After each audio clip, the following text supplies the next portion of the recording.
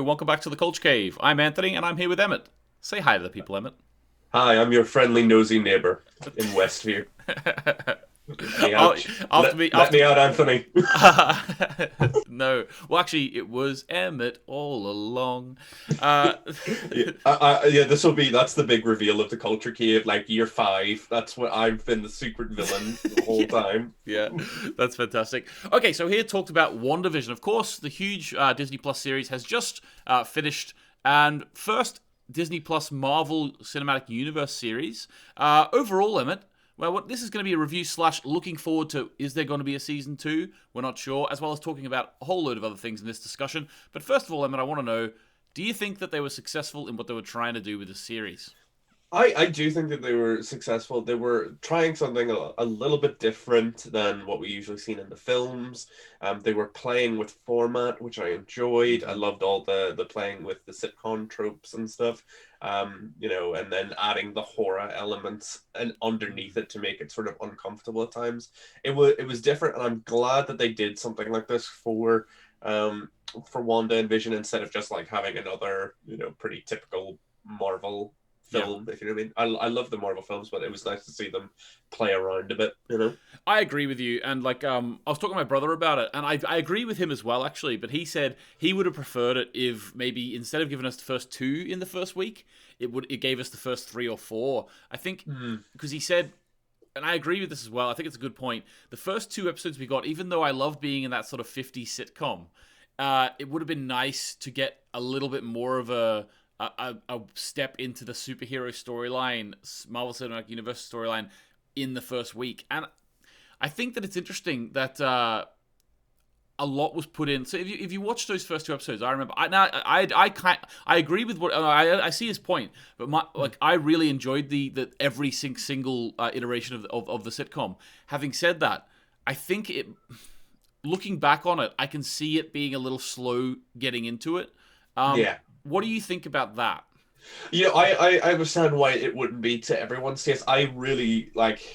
I always love when like a show or a program or a film or whatever will sort of like take a genre and sort of deconstruct Mm-hmm. it a little bit. So like I would, as soon as I seen that they were like sort of deconstructing like the weird hokey nature of sitcoms, I was like, oh, I'm entirely on board. Let's go. I think your brother does have a good criticism in the sense of it was sort of a slow burn. They could have maybe introduced a few more times of the facade cracking, Mm. like maybe not too much in the first episode, but maybe a few more cracks in like the second episode Yeah, yeah. to like indicate that like there was more going on. So I could see why like if people did weren't sort of into that, I could see people dropping off at that point. But like I think this show would be even better to watch like in a binge watching sort of Yeah.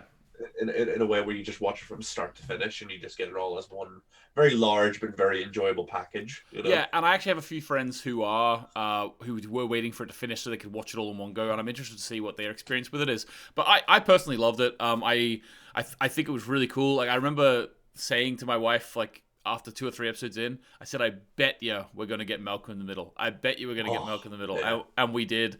And it's just so cool. I think it all tied in together at the end there, where with Wanda's sort of escapism when she was a child through American sitcoms. So Yeah. it all tied together in the end anyway. What I want to talk about first of all, the big topic first of all is there going to be a season 2 of WandaVision, or is this going to be a one shot, one series? Now let's get on with the rest of the Marvel Cinematic Universe. So that's a big question. I don't know if it will necessarily, like, if we do get a second season, it obviously won't be in the same sort of format Yeah. that we had before. We're not gonna, hopefully, not gonna just go back to doing the sitcom thing and then breaking it down. It's possible we might get like a Scarlet Witch show and a Vision show separate to Mm. explore because both of them sort of end show sort of separated and both in places of confusion in the sense of Wanda has now ascended to this role of the Scarlet Witch, and she doesn't know what that means.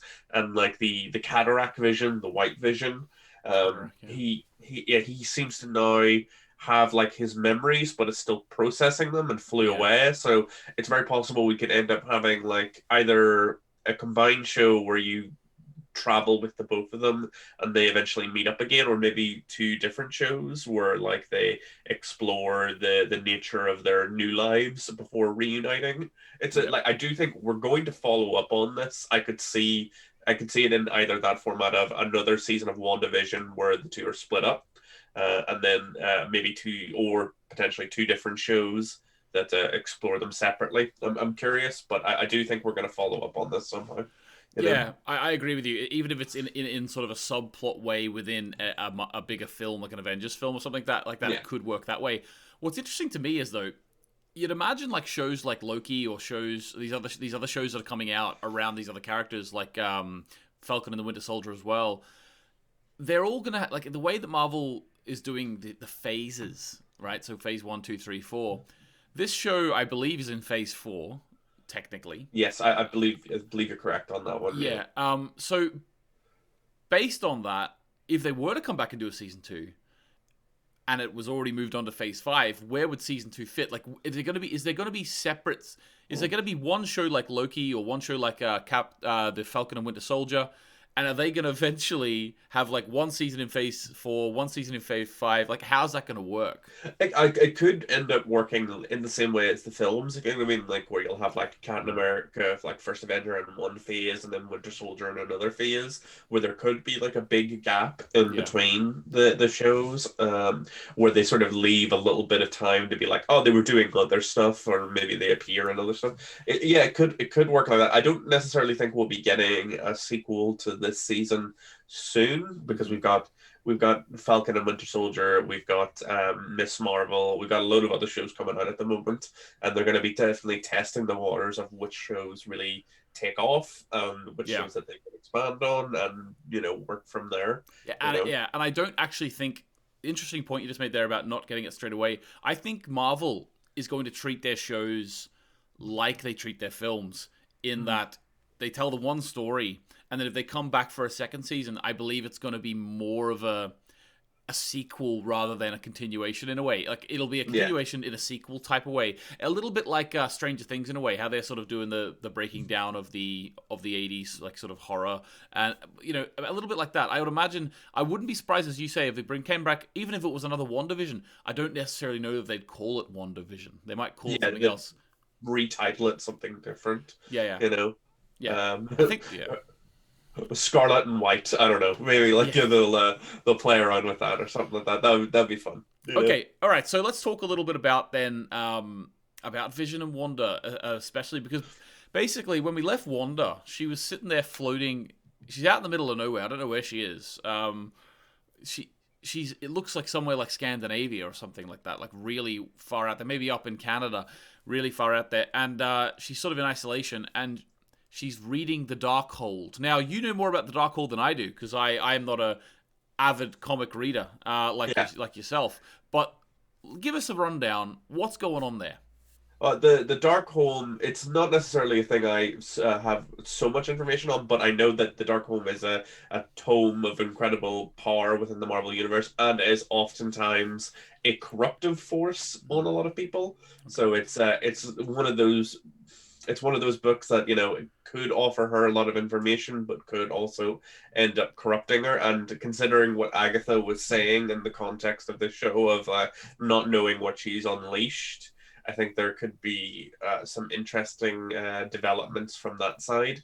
I believe that the Darkhold is like sort of attached to like dark old gods in Marvel. Like I think even like at least some like either rip-offs or plays on old Cthulhu mythos kind of creatures. Oh, okay. So it could be quite dark creatures that are sort of connected to the Darkhold. So that's interesting. Getting some Lovecraftian things in the Marvel Cinematic Universe. Definitely be very interesting. Yeah. Okay. So Vision as well, right? So this is interesting.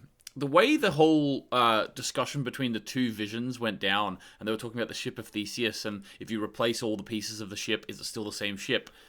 I mean, it does touch on a real, a bit of philosophy. Got to get it in. A bit of philosophy that, like, a real philosophical point that I'm always wondering in my own mind, because you know how like we always replace ourselves in our body, except for some of the brain cells.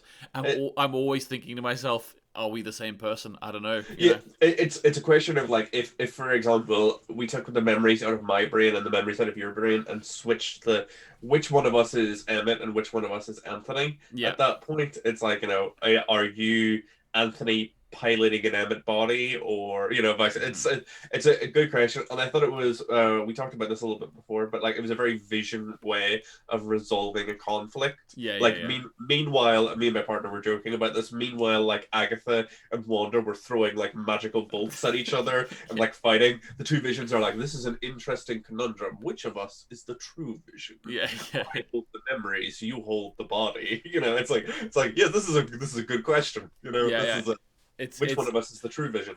yeah, and it's great, and like that Vision had his memories restored, and Yes. now he's flown away. We didn't see him again after that.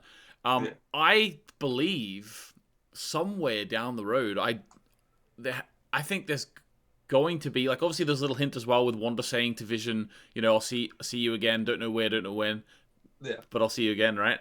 Oh, broke my heart. But I think we sort of have a little hint as where that's going to be. This Vision's going to fly away, really sort of come to terms with everything, and then possibly come and reunite with Wanda. Yeah, well, again, he sort of flew off, and like, there's kind of a question of whether he was given just his memories, or if maybe the other Vision transferred the memories of Westview into him as well, to be like, this is the life you lived as well. That's Interesting. a big question. I suppose we'll find out. And I think he obviously flew off because he just had all of his memories unlocked, and he needed time to process that. And I think the Westview Vision very much intentionally did not tell Wanda about the cataract vision Mhm. because I think he was sort of respecting the other Vision sort of autonomy there and being like, if he wants to come back and see her, he'll do it in his own time. Like Yeah, yeah, he's not gonna like force this Vision into this life. It's like it has to be sort of chosen for himself to a yeah. certain extent. So, Jeez, Emmett. All I'll say is Paul Bettany, when he got the call to be a voiceover in Iron Man 1, jeez, he made a good career decision, didn't he? to be fair, they sort of joked about that when they were like, I began as like a voice or whatever, and then it says like, and now I'm this. It's like, yeah, good on you, Paul Bettany. Like, your agent deserves a raise, like Yeah, like he went a from substantial raise. he went from Wimbledon to Yeah, the Da Vinci Code to this. yeah. Very good job, Paul Bettany. God, I haven't thought about Wimbledon and the Da Vinci Code in a very, very long time. Yeah, yeah. All I remember about Wimbledon is like the bit where like your woman's like her Kirsten racket, Dunst, isn't it? her racket breaks, and that's Yeah, supposed to be like an ominous signal that she's about to lose and stuff like that. she's got a backup in the bag, to say. But yeah, Yeah, Wimbledon, what a show! But yeah. basically, two more things I want to talk about. First thing is Monica Rambeau. So obviously in this season, she seemed to have now again from the comics it might be different, but basically she got her power from Wanda. Wanda basically by going through the hex so many times, she's actually been imbued with these powers now. One of which we got to see was her being able to turn into a sort of thick light, I'll call it. Yes. And That's some thick light. I like that. Yeah, some thick light. Hard light. Yeah, Hard light hologram. Oh yeah, such a D&D explanation. Hard light. Yeah. But basically, the bullets sort of slowed down in her to the point where they just fell out of the back. Now, what's the future for this character? And maybe you can give me a bit of insight into this character as well. Monica is great. I love Monica. She's one of my favorite characters. Weirdly, I need to double check how she got her powers, but I've only ever known her with her powers, like in things like Mighty Avengers and Next Wave and stuff. But Monica is really cool. She was the second person ever to hold the title of Captain Marvel, before Carol did in the comics, which is crazy. The Captain Marvel title has got passed around a hell of a lot in the comics. But she is a electromagnetic spectrum manipulator kind of person, sort of like an energy being, and very powerful. One of like the most powerful characters in the comics. She is a badass who does not take a lot of shit. She has been a leader she led the Avengers for a time, like the proper mainstay Avengers. And yeah, she's just one of like the coolest people because like and unfortunately she just doesn't get to appear in nearly enough stuff. Well, not But anymore. She's in now.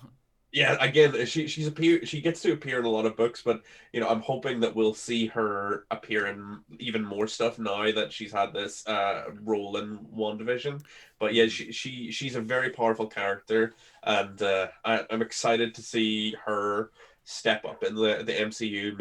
Maybe get a position on the Avengers or whatever team that they're going to have going forward, Yeah. because she deserves it. Yeah, that's cool. And I think there was in that after credit scene where the female scroll comes, and I'm pretty sure there's some hints around maybe that's the child who she was friends with in the film Captain Marvel. And I just want to go on the record, right? There's been a few things that I've watched in the past few months, like videos deconstructing Captain Marvel and comparing it to the first Captain America and why Captain America was successful and Captain Marvel wasn't. I really liked the film Captain Marvel. I loved it, to be honest with you. By by what metric are they defining success? It like In my opinion, are it's their opinion. So I watched a yeah, video where they were like, "What?" So this guy, I can't remember who it was. I'm sure their videos are great, but this yeah, particular line of thinking was a bit faulty in my opinion. And they were just talking yeah, about they were comparing the growth of the character of Carol Danvers compared to Steve Rogers, yeah, Steve Rogers, and yeah, like the way that basically it all came down to he empathized with Steve Rogers more than Carol Danvers, but he put that as a huge fault on the film. Whereas yeah. I was watching the video thinking it's just okay. I make videos about my opinions, which is absolutely fine. But I just think Captain Marvel gets more hate than it deserves, to be honest. Oh, 100%. Like there's a big sort of pushback against it because it's a female led film and everyone's turned it into like a weird political issue. Whereas like Captain Marvel, like it earned so much money in like the box office and stuff like that, and it was a very enjoyable film. It was like it was very traditional Marvel format, Hmm. but it was in between what do you call it, Infinity War and Endgame, so Yeah, we needed a few like normal films to recover from the shock yeah, yeah, of yeah, like yeah. that, and like Carol's great in that film, and like I don't if that guy ever watches this video, I don't expect he will. I'll debate you on this. Like, I do not understand what metric you're using to judge this, because it's like Carol, like maybe not the most complex arc, but she goes through like a journey of discovery in that Hmm. film as well. And like also like Captain America First Avenger at the time was not that well regarded by Marvel films like standards. It wasn't really till Captain America Winter Soldier that like Captain America really got like popular within the films. Like people didn't dislike the first Avenger. They were just like, yeah, it was all right. Like they were Yeah, more yeah. interested I in remember Iron that Man. too. To be honest with you, I do remember that as Yeah. well. I think it's time in hindsight. Like once we've had a few more Captain Marvel films, maybe people's opinions will change. I hope people's opinions will change. Mhm. But we can always hope for the best and sometimes prepare for the worst on that front. Yeah, no, and I genuinely really love that. I love the whole scroll thing as well, and Oh, I'm looking forward to seeing that. And like the fact that she pointed up, saying he wants to see. Yeah, we all know who that is. So I am looking forward to Captain Marvel too. I like the fact that like she's so powerful, and yeah, I just love like at the end of Captain Marvel, it was unlike any other Marvel film in this regard. It was very Marvel formulaic, but it yeah. was unlike any other Marvel film in this regard. In that, when she finally unlocked the power, the last 20 minutes of that film was Well, she's unbelievable. It was just like I can just kill everyone now. yeah, I can just run through everyone, and people who might complain about like the idea that she's too overpowered. It's just like Carol in the comics has had a very sliding power scale, if you know what I mean. There's a lot of that in comics, but like she has been this crazy powerful before, and they've sort of reintroduced that back in the comics. It's her binary form, because at one point she was basically like supercharged and Mhm. was like so incredibly powerful, and now that's just like canonicized in the Marvel movies. So like Carol has been this crazy powerful before, so like it's not like a break from continuity. It's a thing that a lot of people maybe don't know about. Mhm. So it's like people who think Carol is like too overpowered compared to her comic counterpart. Not the case. She's incredibly powerful in the comics as well. Yeah, Just throwing it out there. she needed to be to Yeah, get to the level of the other superheroes within the Avengers in the fans' mind. Like yeah, I think everyone accepts now that she is that powerful. Whether you like it or not, you accept it, Yeah. and it needed to be happening. Anyway, my point is that I'm looking forward to seeing the future of Monica Rambeau. I assume that Skrull tease and Monica Rambeau tease at the end there is going to be for Captain Marvel 2, I'm assuming. Fingers crossed. Yeah, I think Fingers. that's what it's going to be. So I'm really looking forward to that. Yeah, so Mark, anything else you wanted to add there, Emmett? Well, again, obviously I've got a big comic wall behind me here that you can all see. I'm quite a big fan of the comics. This is less to do with WandaVision in the sense of not what happened in the show, but I suppose if people are interested in any other stuff that they might want to read comic book wise, that might introduce some of the stuff that was shown in WandaVision.